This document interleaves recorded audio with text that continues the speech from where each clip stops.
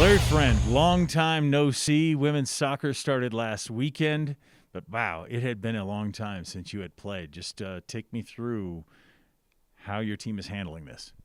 Brian, good to see you. It has been a long time.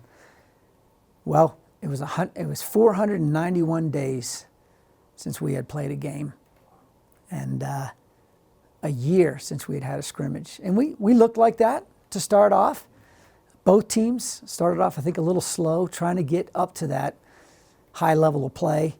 I think overall, it was a pretty good performance by the Falcons, but I think CC beat us fair and square.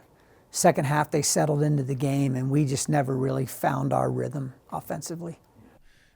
Because it had been such a long time, and that's not an excuse because both teams really were in the same position, but how do you, for the Falcons, get your team to get their legs under them and start moving here? I think the biggest thing is your training environment. Ours has been pretty good, but it's got to get better. It always has to get better. So we're focusing on how do we play faster with more intensity so that we can get back up to game speed. And we have to do that very quickly because this year's conference, there's just no margin of error. Yeah, no margin of error. You're only playing conference games. You've already had one this week, the Wyoming game, and then CSU. You got coming in here. You got a possible weather event happening. You don't know where you're going to play because the soccer field's still frozen. Maybe you're at the lacrosse practice field. Who knows what's happening? Is this just too much to handle sometimes? You know, after this last year, I think we're all handling quite a bit. Even our daily practice, it's a different list of players every day, but it's never been the full squad, dealing with injuries, with COVID, with contact tracing.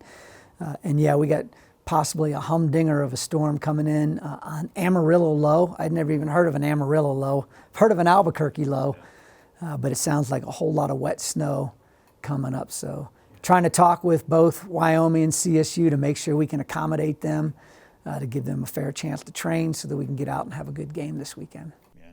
So how do you prepare for the unforeseen things? Supposedly a huge snowstorm event. Do you just ignore it? What do you do as a team? Well, right now we're focusing on what we can do to get better based on last Saturday's performance. The players have gotten used to being flexible with all the changes. I don't think we'll be playing out on the grass field because it is still frozen. Our first choice would then be on the outdoor turf field. And I think we can pull that off because we moved the game up to Thursday. But Sunday's game's a whole different story. You know, the academy's got to be able to plow the roads first, then the sidewalks, and then they'll finally get to the fields.